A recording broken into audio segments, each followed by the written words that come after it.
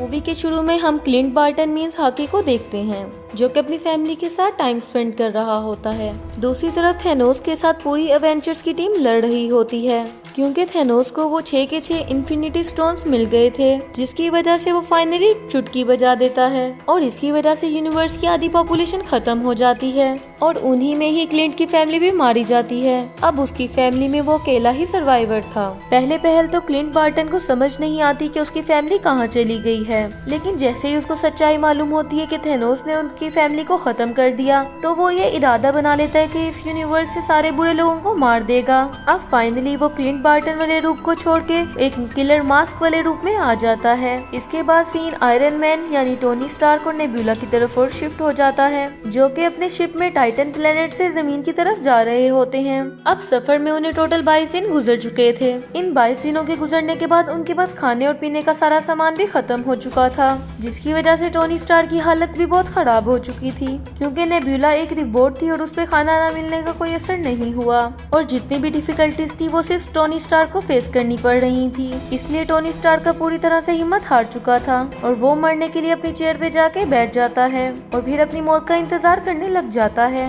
लेकिन उसी वक्त वहाँ पे मुआवजा हो जाता है, एक मिरेकल हो जाता है और वो मिरेकल ये होता है कि उसके सामने अचानक से कैप्टन मार्वल आ जाती है। अब जैसे ही कैरल को उनका शिप दिखाई देता है, वो उसकी मदद करने के लिए वहाँ चल पड़ती है। उसके बाद वो उनकी शिप को अर्थ पर ले आती है। कैप्टन मार्वल भी बहुत ज्यादा इम्पोर्टेंट और पावरफुल कैरेक्टर है। अब हमें दिखाया जाता है कि जब थेनोस ने चुटकी बजा के आधे यूनिवर्स को खत्म किया था, तो वो सब लोग राख में बदल के खत्म हो गए थे। लेकिन उसी वक्त निक फ्यूरी ने एक मैसेज कैप्टन मार्वल को अपनी डिवाइस से दे दिया था और उसी मैसेज के मिलते ही कैप्टन मार्वल अर्थ की तरफ आने लग जाती हैं। लेकिन उसी दौरान उन्हें वहाँ पे टोनी स्टार्क का शिप दिखाई देता है, इसलिए वो स्पेस शिप को भी अर्थ पे ले आती हैं। अर्थ पे आने के बाद कैरोल को थेनोस के बारे में सारी इन्फॉर्मेशन मिल जाती है और जब उसे पता चला कि थेनोस बहुत ज्यादा पावरफुल है, तो उसने सब अवेंजर्स को बहुत ज्यादा आइडिया दिए। वो कहती है कि क्यों ना हम इन इन्फिनिटी स्टोन्स को इकट्ठा करें और वापस से इसी टाइमलाइन में आके उन सारे इन्फिनिटी स्टोन्स का यूज करें और इससे होगा ये कि सारे मरे हुए लोग वापस आ जाएंगे और साथ में हम थेनोस का भी खेल खत्म कर सकते हैं। ठीक उसी टाइम पे उन्हें अपने सिस्टम से खास तरह की इन्फॉर्मेशन मिलती है और वो उन्हें बताता है कि जब थेनोस ने चुटकी बजाई थी तो एक ऐसी लहर देखी थी और ऐसी वेव देखी थी जो कि यूनिवर्स में आज से पहले कभी नहीं देखी थी और ऐसा ही 2 दिन पहले एक गैलेक्सी पर भी हुआ था।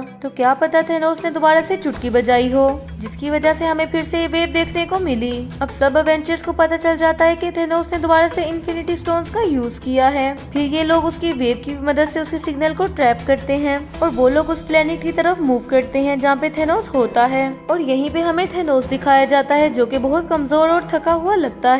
उसके बाद वो सब लोग वहाँ जाते हैं और थेनोस को पकड़ लेते हैं और वो लोग उससे पूछते हैं कि सारे इन्फिनिटी स्टोन्स कहाँ हैं और थेनोस उनको बताता है कि उसने सारे स्टोन्स को डिस्ट्रॉय कर दिया है। अब इस बात की वजह से उनको बहुत ज्यादा गुस्सा आ जाता है और वो अपने हैमर से थेनोस का गला काट देता है और वहीं पे वो थेनोस को जान से मार डालता है। अब उनके पास कोई भी होप नहीं बचती, इसलिए वो सब बहुत डिसअपॉइंटेड हो जाते हैं। इसके बाद थॉर को दिखाते हैं कि वो किसी और जगह पे अपनी जिंदगी स्टार्ट कर देता है। वो नॉर्वे में था और उससे अपनी होप बिल्कुल लॉस कर दी थी और अब थॉर ड्रग्स लेने लग गया था और इस वजह से वो बहुत ज्यादा फैटी भी हो गया था। दूसरी तरफ हल्क ने हल्क ब्रूस बैनर को ज्वाइन कर लिया था और कुछ साल वहाँ पे काम करके दोनों बॉडीज को मिला दिया, जिससे फाइनली प्रोफेसर हल्क को उसने बना लिया, जिसमें हल्क की पावर के साथ साथ ब्रूस बैनर का तेज दिमाग भी था। दूसरी तरफ हम देखते हैं कि कैप्टन अमेरिका ने एक ग्रुप बनाया है जिसमें वो सर्वाइवर्स को सिखाता था कि हमेशा अपने फ्यूचर को देखो, पास्ट को नहीं। अब दूसरी तरफ टोनी स्टार्क ने एक पेपर पोर्ट से शादी कर ली थी और उससे उनकी एक बेटी भी थी और वहाँ टोनी अपनी जिंदगी हंसी खुशी गुजार रहा था। अब 5 साल बाद का हमें दिखाया जाता है जब एंट मैन पार्टिकल्स लेने के लिए गया था, तो थेनोस की चुटकी बजाते ही वो वहाँ पे फंस गया और जिस लैब में वो गया था वो एक वैन में थी और वहाँ पे एक चूहा होता है और जिसकी वजह से वो मशीन दोबारा से स्टार्ट हो जाती है, जिससे होता यह है कि एंट मैन दोबारा से हमारी दुनिया में वापस आ जाता है। अब उस दुनिया का टाइम और डायमेंशन हमारी दुनिया से अलग होता है। अब टाइम का इतना फर्क था कि इस दुनिया में गुजारे हुए 5 घंटे इस दुनिया के 5 साल थे। और जब थेनोस ने आधी पॉपुलेशन को खत्म कर दिया था तो उस इंसिडेंट को 5 साल गुजर गए थे, लेकिन उस दुनिया में अभी सिर्फ 5 घंटे गुजरे थे। स्कॉटलैंड जब वहाँ से 5 घंटे गुजार के आता है तो देखता है कि इस दुनिया में सब कुछ खत्म हो चुका होता है और सब कुछ चेंज हो चुका होता है और उसकी बेटी भी 5 साल बड़ी हो गई थी। इस सारी सिचुएशन को जानने के बाद स्कॉट अपने दोस्त एवेंजर्स के पास जाता है और वो उनको बताता है कि वहाँ तो सिर्फ 5 घंटे गुजरे थे। यहाँ पे स्कॉट कैप्टन अमेरिका को बताता है कि अगर हम पिम पार्टिकल्स और उस दुनिया को यूज करना सीख लें तो हम 5 साल पहले हुए जाने वाली सारी गलतियाँ और एक्सीडेंट्स को ठीक कर सकते हैं। कैप्टन अमेरिका उसकी बात को एग्री करता है। अब एंटमैन, कैप्टन अमेरिका और ब्लैक विडो टोनी स्टार्क से हेल्प मांगने के लिए जाते हैं। यहाँ टोनी अपनी फैमिली के साथ हिल स्टेशन पर रहता था और वो लोग टोनी को बताते हैं कि अगर हम उस दुनिया में जाके टाइम का अच्छी तरीके से यूज कर ले तो हम सब गलतियों को ठीक कर सकते हैं। लेकिन टोनी स्टार्क जानता था कि इस काम में बहुत खतरा है और अगर उसने ये काम कर दिया तो उसकी फैमिली भी खतरे में आ जाएगी, इसलिए टोनी स्टार्क उनसे ये काम करने के लिए इनकार कर देता है, जिसकी वजह से वो लोग काफी डिसअपॉइंटेड होकर वहाँ से चले जाते हैं। अब क्योंकि टोनी ने उनकी हेल्प करने के लिए इनकार कर दिया था और अब वो लोग हल्क के पास जाते हैं जो कि प्रोफेसर हल्क बन चुका था। अब क्योंकि ब्रूस बैनर का दिमाग बहुत तेज था इसलिए वो लोगों की हेल्प करने के लिए एग्री हो जाता है। अब वो लोग एक टाइम मशीन बनाने में लग जाते हैं और वहाँ उन्हें पता चलता है कि हल्क ने जो टाइम मशीन बनाई वो ठीक से काम नहीं कर रही। अब हमें टोनी स्टार्क को दिखाया जाता है जो अपने घर में जारविस के साथ टाइम मशीन पे काम कर रहा होता है। तभी उसके कोड्स एकदम से एक्टिवेट हो जाते हैं और फिर फाइनली एक टाइम मशीन बन जाती है। अब वो अपना डिसीजन चेंज कर लेता है क्योंकि उसकी वाइफ पेपर बोट आके उसको समझाती है और कहती है कि तुम पूरी दुनिया को हमारी वजह से खतरे में नहीं डाल सकते, इसलिए तुम पूरी दुनिया को बचाओ। और फिर टोनी अपनी वाइफ की बात मान लेता है और फिर वो टाइम मशीन पे वर्क करना शुरू कर देता है और उसके बाद वो कैप्टन अमेरिका की तरफ पहुंच जाता है जहाँ वो उसके लिए उसी की वाइब्रेनियम से बने शील्ड को लेके आता है। उसके बाद नताशा क्लिंट बार्टन को वापस लाने के लिए टोक्यो जाती है और उसे बताती है कि एक नकाबपोश किलर बन के तुम्हें लोगों को मारना सेटिस्फेक्शन नहीं देगा और तुम्हें सेटिस्फेक्शन अपनी फैमिली को देख के ही मिलेगी और इसमें हम तुम्हारी मदद करेंगे। उसके बाद रॉकेट और हल्क नॉर्वे पहुंच जाते हैं जहां पे थॉर था। थॉर बहुत ज्यादा लेजी और फैटी हो जाता है, इसलिए लगता है जैसे वो किसी काम का नहीं रहा और अब उसका इन लड़ाइयों से कोई कनेक्शन नहीं था।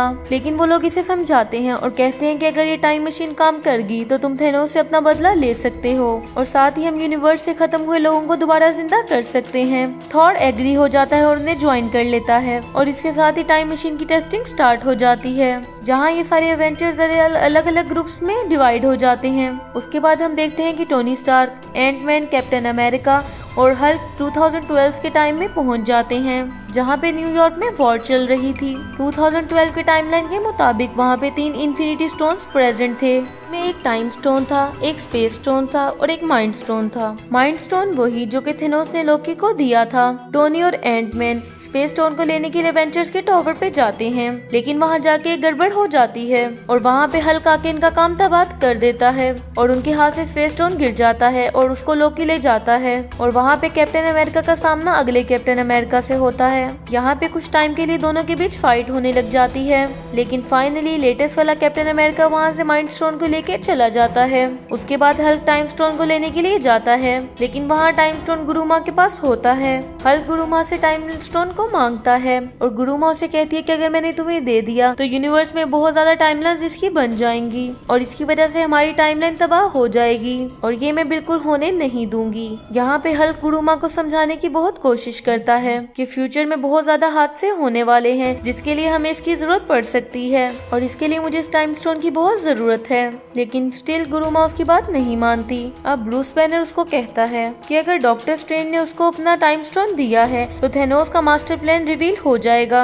अब गुरुमा इस बात पे एग्री कर जाती है और वो हल्क को टाइम स्टोन दे देती है। अब यहाँ पे कैप्टन अमेरिका और हल्क को टाइम और माइंड स्टोन मिल जाता है, लेकिन दूसरी तरफ टोनी स्टार्क और एंटमैन को स्पेस स्टोन नहीं मिला था, जिसकी वजह से कैप्टन अमेरिका और टोनी स्टार्क डिसाइड करते हैं कि वो लोग पास्ट में चले जाएंगे और वहाँ जाके वो लोग स्पेस स्टोन को हासिल करेंगे और उसके बाद वो लोग 1970s की टाइमलाइन में पहुँच जाते हैं जहाँ पे हम टोनी स्टार्क के फादर को देखते हैं। यहाँ टोनी अपने फादर से मिलके बहुत खुश होता है और इसके साथ वो वहाँ पे स्पेस स्टोन हासिल करने में भी कामयाब हो जाता है। अब क्योंकि कैप्टन अमेरिका भी वहाँ पे मौजूद होता है इसलिए उसे वहाँ पे पिम पार्टिकल्स भी मिल जाते हैं, इसलिए वो पिम पार्टिकल्स को लेके अपने रियल टाइमलाइन में आ जाते हैं। उसके बाद थॉर और रॉकी 2013 के टाइमलाइन में पहुँच जाते हैं जहाँ उन्होंने एक रियलिटी स्टोन लेना था जो कि जेन फॉदर की बॉडी में था। अब वो जेन फॉस्टर की लोकेशन पर जाते हैं।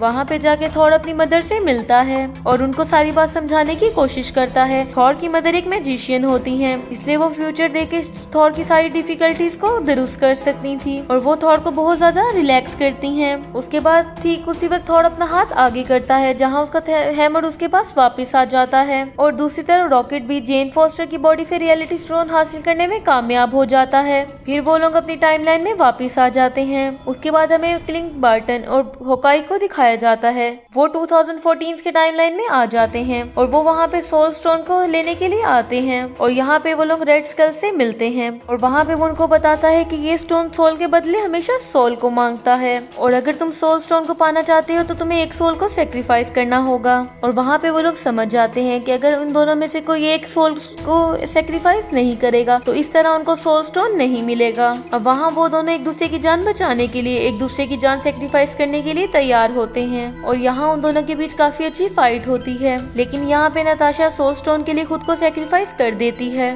जहाँ पे Clint Barton finally soul stone हासिल कर लेता है और इस तरह वो अपने रियल टाइमलाइन में वापस आ जाता है। उसके बाद सीन नेबुला और जेम रोड्स पर आ जाता है जो कि 2014 के टाइमलाइन में जाते हैं जो कि टाइटन प्लेनेट होता है। पीटर क्विल वहाँ पे ऑलरेडी होता है। उसके बाद वो सभी लोग पावर स्टोन को हासिल करने के लिए चले जाते हैं और जब वो लोग उस जगह पे पहुँच जाते हैं तो वो लोग पीटर क्विल को फेंट करके पावर स्टोन लेने लगते हैं। तभी वहाँ पे नेबुला को पुरानी नेबुला की वजह से बहुत सी यादें आने लग जाती हैं, जिसकी वजह से उसका ट्रांसमीटर खराब हो जाता है, जिसकी वजह से नेबुला वहीं पर बेहोश हो जाती है और फिर थेनोस की टीम उसको प्रिजनर बना लेती है। नेबुला आधी इंसान और आधी एंड्रॉइड थी। उसका फायदा उठा के थेनोस उसकी सारी मेमोरी को स्कैन कर लेता है। इसके साथ थेनोस जो 2014 में होता है वो 2018 में आने वाले थेनोस के सारे इवेंट्स को डिस्कवर कर लेता है। उसे ये भी पता चल जाता है कि उसने फाइनली सारे इन्फिनिटी स्टोन्स हासिल कर लिए और साथ ही यूनिवर्स की आधी पॉपुलेशन को खत्म कर दिया। साथ ही थेनोस नेबुला से उसके पिम पार्टिकल्स ले लेता है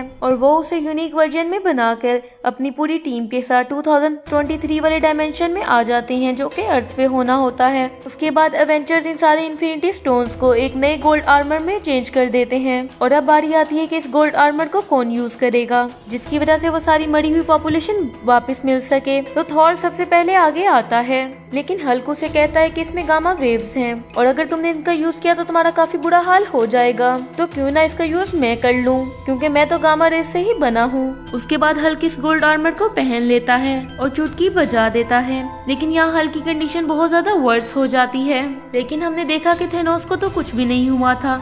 शायद थेनोस जो था वो हल्क से ज्यादा पावरफुल था और यही वजह थी कि हल्क की हालत बहुत ज्यादा खराब हो गई थी। लेकिन वो सारी पॉपुलेशन जो कि यूनिवर्स से खत्म हो चुकी थी अब वो सारी वापस आ रही थी। इस बात से वो सब एवेंजर्स बहुत ज्यादा खुश थे, लेकिन उनकी खुशी ज्यादा देर की नहीं होती क्योंकि थेनोस भी अपनी टीम के साथ 2023 के रियल टाइम में पहुंच जाता है और उन लोगों की लोकेशन को बॉम्ब से उड़ा देता है, जिसकी वजह से वहाँ पे ब्लास्ट हो जाता है और सब कुछ तबाह हो जाता है। इस दफा थेनोस बहुत ज्यादा गुस्से में था और इस दफा वो पूरी पॉपुलेशन को खत्म करना चाहता था और उसके बाद वो एक नया यूनिवर्स बनाए जिधर सब लोग थेनोस को अपना गॉड समझे। और यहाँ इस मूवी की सबसे जबरदस्त फाइट शुरू हो जाती है क्योंकि इधर थेनोस और एवेंजर्स की टीम एक दूसरे के आमने सामने आती है। यहाँ पे बार्टन उस गोल्ड आर्मर को लेके भागता है। उसके बाद हमें दिखाया जाता है कि कैप्टन अमेरिका हैमर को ले लेता है और उसके बाद वो थेनोस से लड़ाई करना शुरू कर देता है। अब हम कैप्टन अमेरिका और थेनोस के बीच एक लड़ाई को देखते हैं, लेकिन थेनोस के आगे टिकना कोई आसान बात नहीं होती क्योंकि थेनोस की टीम एवेंजर्स पर भारी पड़ रही थी। वहाँ पे वो सब लोग हार मारने के लिए तैयार हो जाते हैं, लेकिन उसी वक्त जो 5 साल पहले एवेंजर्स जिन्होंने लड़ाई की थी वो मदद के लिए आ जाते हैं। वहाँ पे आगे सबसे पहले ब्लैक पैंथर की टीम आती है और उसके बाद सेकंड नंबर पे वॉर्म की पूरी टीम आ जाती है और उसके बाद सारे एवेंजर्स आ जाते हैं और फिर वो थेनोस से लड़ाई करते हैं। उसके बाद हम देखते हैं कि डॉक्टर स्ट्रेंज आयरन मैन को वही इशारा दे देते हैं कि ये वही आखिरी प्रिडिक्शन है जो कि मैंने लाखों करोड़ों में से एक चूज की थी और अगर हम इस मूवमेंट पे सक्सेसफुल हो गए तो हम थेनोस का खात्मा कर सकते हैं, वरना हमें सेकंड चांस नहीं मिलेगा और ये हमारे पास आखिरी मौका है, हमें इसी में कुछ करके दिखाना है। अब यहाँ आयरन मैन थेनोस से सारी इन्फिनिटी स्टोन्स चुरा लेता है और उन्हें गोल्ड आर्मर में छोड़ देता है और उसके बाद वो कहता है कि आई एम आयरन मैन और ऐसा कहते ही वो भी चुटकी बजा देता है। इस तरह थेनोस और उसकी पूरी टीम राख हो जाती है और वहाँ से डिसअपियर हो जाती है और जो लोग अब बच जाते हैं वो होते हैं इस रियल टाइम के हीरोज और वहाँ की रियल पॉपुलेशन। लेकिन यहाँ पे आयरन मैन काफी बुरी तरह से इंजर्ड हो जाता है। यहाँ पे हम वो सैड सीन देखते हैं जहाँ आयरन मैन की मौत हो जाती है। अब हम आयरन मैन यानी कि टोनी स्टार का फ्यूनरल देखते हैं जिसमें सारे एवेंजर्स आए हुए थे और उसके बाद थॉर, पीटर क्विल और गार्डियंस ऑफ गैलेक्सी की टीम के साथ निकल जाता है। अब एवेंजर्स ने डिसाइड किया था कि हम काम के लिए जिस स्टोन को जिस जगह से उठाएंगे, काम के बाद हम उसको वहीं पे वापस रख देंगे और इस काम के लिए कैप्टन अमेरिका आगे बढ़ता है और कैप्टन अमेरिका हैमर और 6 इन्फिनिटी स्टोन्स लेता है और टाइम मशीन का यूज करते हुए हर स्टोन को उसकी जगह पे रख देता है। अब क्योंकि कैप्टन अमेरिका ने बर्फ पे 70 साल गुजारे थे और इसलिए उसने अपनी जिंदगी को ठीक से नहीं जिया था और इसलिए वो 1945 की टाइमलाइन में वापस आ जाता है और वहाँ अपने फ्रेंड्स के साथ अपनी जिंदगी के जीता है। लेकिन जब उसका लास्ट टाइम आता है तो वो 2023 के डायमेंशन में आ जाता है जो कि एक रियल टाइम होता है और अपने साथी फैल्कन को अपनी खास शील्ड दे देता है और उसे कहता है कि अब यहाँ के कैप्टन अमेरिका तुम हो और यहाँ ये मूवी एंड हो जाती है। Thank you so much for watching.